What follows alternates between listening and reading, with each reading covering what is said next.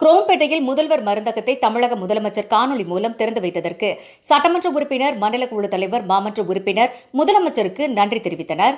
சென்னை அடுத்த குரோம்பேட்டை சாந்தி நகர் 26வது வார்டு பகுதியில் மக்களை தேடி மருத்துவம் என்ற திட்டத்தின் கீழ் நியாய விலைக் கடையில் முதல்வர் மருந்தகத்தை காணொலி மூலம் தமிழக முதலமைச்சர் திறந்து வைத்தார். அந்த வகையில் பல்லாவரம் சட்டமன்ற உறுப்பினர் இ. கருணாநிதி குத்துவிளக்கு ஏற்றி முதல்வர் மருந்தகத்தை துவக்கி வைத்து தமிழக முதலமைச்சருக்கு நன்றி தெரிவித்துக் கொண்டார். இதனைத் தொடர்ந்து மருந்தகத்தை பார்வையிட்டு பணியாளர்களிடம் இருந்து இதுகுறித்து கேட்டறிந்தார். இதில் மண்டல குழு தலைவர் ஜோசப் அண்ணாதுரை, 26வது வார்டு மாமன்ற உறுப்பினர் புஜிரா பானு நாசர், மதிமுக மாவட்ட துணை செயலாளர் குரோம்பேட்டை நாசர், திமுக தெற்கு பகுதி செயலாளர் ES பெர்னாட், திமுக வட்டக்கழக செயலாளர் முஜிபுர் ரகுமான் மற்றும் மதிமுக பகுதி செயலாளர்கள் மார்டின், வீராகுமார், பொதுக்குழு உறுப்பினர்கள் கரண்சிங், சொக்கலிங்கம், துரை, பாலாஜி, வைகோ பெருமாள், அதியமான், முகமது, இப்ராஹிம், வாசு உள்ளிட்டோர் பங்கேற்றனர்.